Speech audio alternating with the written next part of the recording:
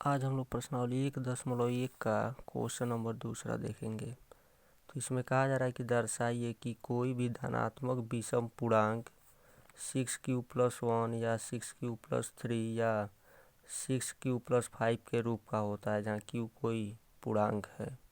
यह प्रश्न क्या कह रहा है, पहले हम इसको समझेंगे फिर इसको प्रूव करेंगे, ठीक है ना। तो पहले आप इसको समझिए। तो आप जानते हैं कि पूर्णांक यही सब होता है, ठीक है ना। और उसमें लिखा है कि धनात्मक विषम पूर्णांक जितना भी होता है उसको हम इसी रूप में लिखते हैं, ठीक है ना। और इसके कहने का मतलब क्या है, और इसमें q क्या है, तो प्रश्न में दिया है q एक पूर्णांक है, ठीक है ना। तो q एक पूर्णांक है, यानी q का जो मान है अगर इसमें से रखा जाए, इसमें कुछ भी रखा जाए, यानी कि इसमें से q का मान, यानी कि इसमें से कोई भी मान इसमें रखा जाए q के जगह पे, तो हमेशा क्या होगा, एक धनात्मक विषम पूर्णांक ही मिलेगा, ठीक है ना। लेकिन आप देख रहे हैं कि अगर -1 रख दिया जाए इसमें, तो 6 का -1 में गुणा करेंगे, यानी q के जगह पे हम क्या रख दें -1, तो 6 का -1 में गुणा करेंगे तो -6 हो गया, और +1 उसमें जोड़ेंगे तो क्या मिलेगा -6 और +1, तो हमें -5 मिलेगा, ठीक है ना। और -5 जो है वो क्या कहलाएगा, 5 तो विषम संख्या है लेकिन वो माइनस में है, तो हम उसको क्या कहेंगे, ऋणात्मक विषम पूर्णांक कहेंगे, ठीक है ना। तो यहाँ पे यह नियम क्या हो जाएगा, गलत हो जाएगा। तो चूँकि हमें विषम पूर्णांक तो लाना है लेकिन धनात्मक में लाना है, तो हम q के जगह पे अगर पूर्णांकों में से रखते हैं तो माइनस वाला जब रखेंगे तो माइनस में आने लगेगा, ठीक है ना। इसीलिए यह जो प्रश्न में पूर्णांक शब्द दिया है, q को पूर्णांक कह रहा है, वो एक प्रकार से गलत कह रहा है, ठीक है ना। तो q को क्या कहना चाहिए, तो प्रश्न में q को पूर्ण संख्या कहना चाहिए, क्योंकि q का मान अगर इसमें से कुछ भी रखा जाए, इसमें रखा जाए चाहे इसमें रखा जाए चाहे इसमें रखा जाए, तो आप देखेंगे क्या होगा, हमेशा एक विषम संख्या ही आएगा, ठीक है ना। और वह भी क्या होगा, विषम संख्या हमेशा प्लस में आएगा, ठीक है ना। उसी को हम धनात्मक विषम पूर्णांक कहेंगे। तो पूर्णांक हमारा यह होता है, ठीक है, यह ऋणात्मक पूर्णांक है, आपको बताया गया है। 0 के बाद वाला जितना भी है वो सब धनात्मक है, ठीक है ना, यानी कि ये 0 के बाद वाला सब धनात्मक पूर्णांक है, 0 के पहले वाला सब ऋणात्मक पूर्णांक है, ठीक है ना। तो धनात्मक विषम पूर्णांक किसे कहेंगे, तो यह जो धनात्मक पूर्णांक है इसी में से जो विषम संख्या है उसी को लिख लीजिए, तो वही क्या कहलाएगा, धनात्मक विषम पूर्णांक, ठीक है ना। तो इस प्रश्न में कहने का मतलब यह है कि अगर q का मान, तो प्रश्न में q को पूर्णांक कह रहा है लेकिन रियल में वो q जो है पूर्णांक नहीं है, क्या है, पूर्ण संख्या है। तो आप चाहे तो प्रश्न में q को जो पूर्णांक लिखा है, पूर्णांक के जगह पे पूर्ण संख्या लिख सकते हैं, या पूर्णांक ही रहने दीजिए, लेकिन आप क्या समझेंगे, q का मान जो है 0 1 2 3 4 ऐसे डॉट डॉट अनंत तक है, ठीक है ना।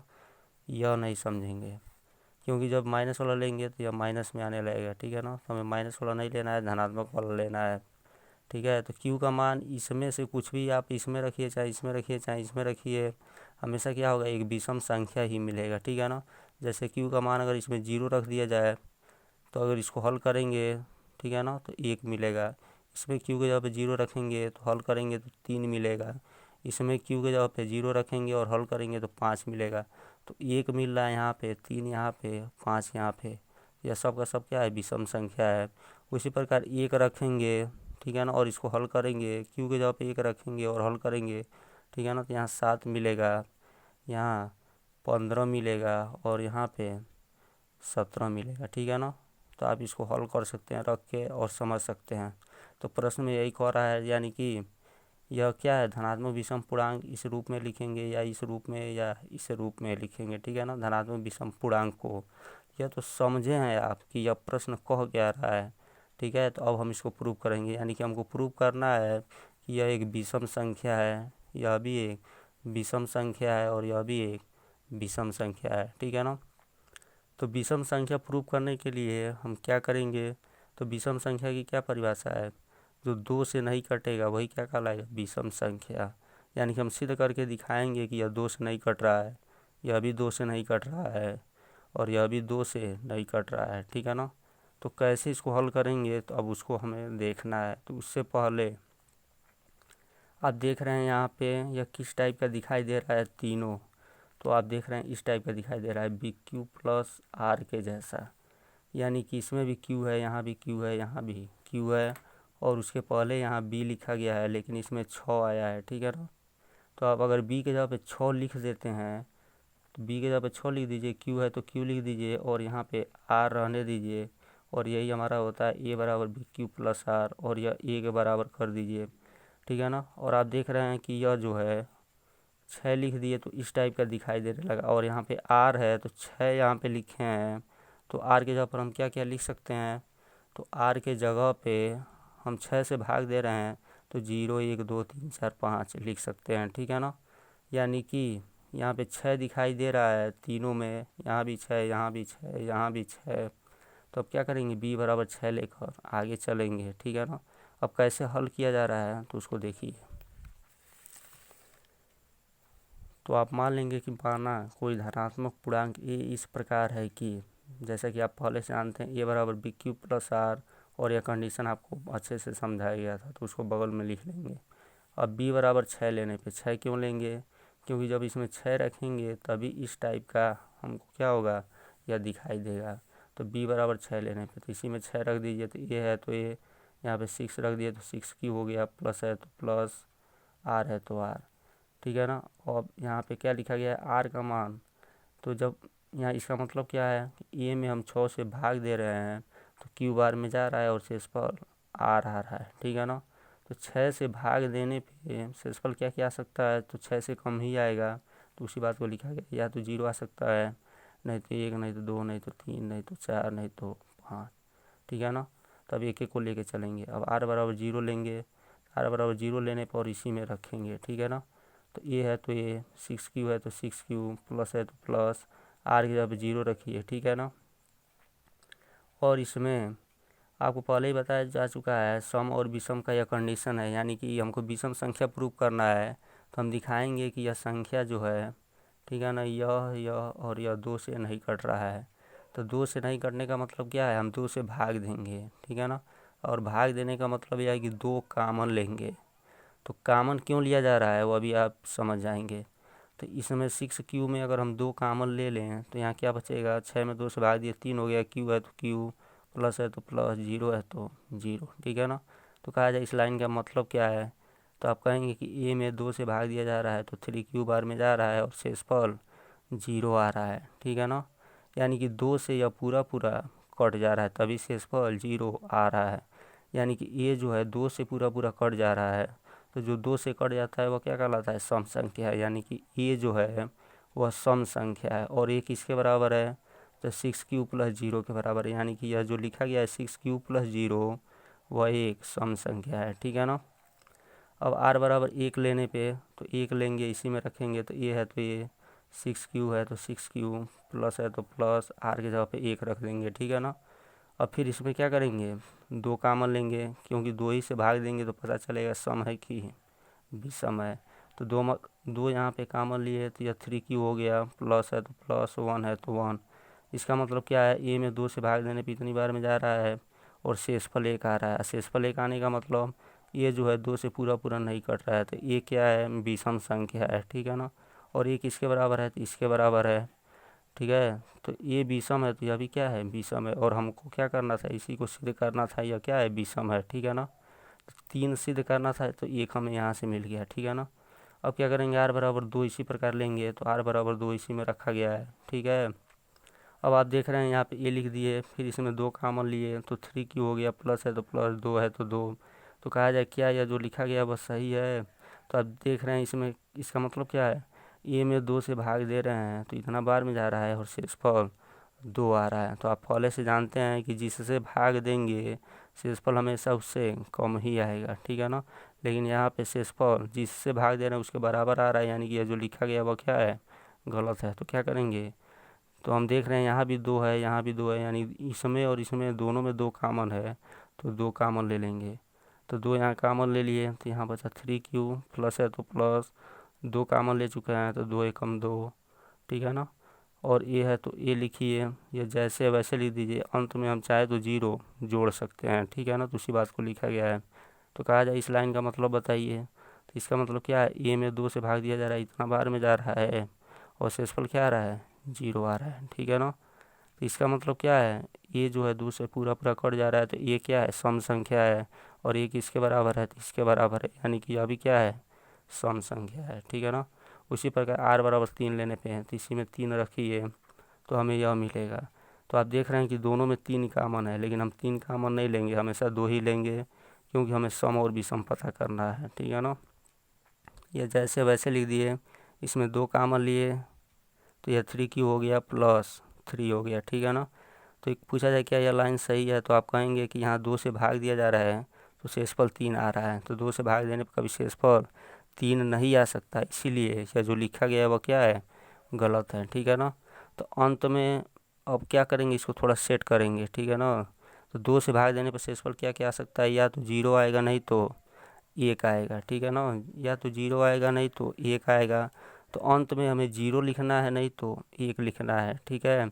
तो अंत में हम 0 लिखे कि अब 1 लिखे, या कैसे पता करें, तो अगर हम अंत में 0 अगर लिख देते हैं, यानी कि इसको लिखना रहे, सेट करना रहे, तो इसको हम लिख सकते हैं 2, या तो 3Q है ही है, तो 3Q और प्लस 3 तो है ही है, और प्लस 0। तो हम देख रहे हैं कि यहाँ पे जब 0 लिख रहे हैं तो क्या इसमें 2 कॉमन है, तो नहीं कॉमन है। ठीक है ना। यानी कि यहाँ 0 लिखने से कोई फ़ायदा नहीं हुआ, लेकिन जब हम यहाँ पे 1 लिखेंगे तब थोड़ा फ़ायदा हो सकता है। तो यहाँ पे 1 लिखेंगे और हमें 3 लाना है, तो इसमें कितना और जोड़ दिया जाए तो 3 आ जाएगा, तो 2, और ये जैसे वैसे लिखा गया है। अब देख रहे हैं आप, इसमें 2 कॉमन हो जाएगा। ठीक है ना। तो इसमें 2 कॉमन ले लिए, तो यहाँ 3Q बच गया, प्लस है तो प्लस, 2 से इसमें भाग दिए तो एक बार में गया, या प्लस है तो प्लस, 1 है तो 1। ठीक है ना। कॉमन इसमें लिया जा रहा है, या कॉमन इसमें नहीं लिया जा रहा है, तो इसको वैसे ही लिख देंगे।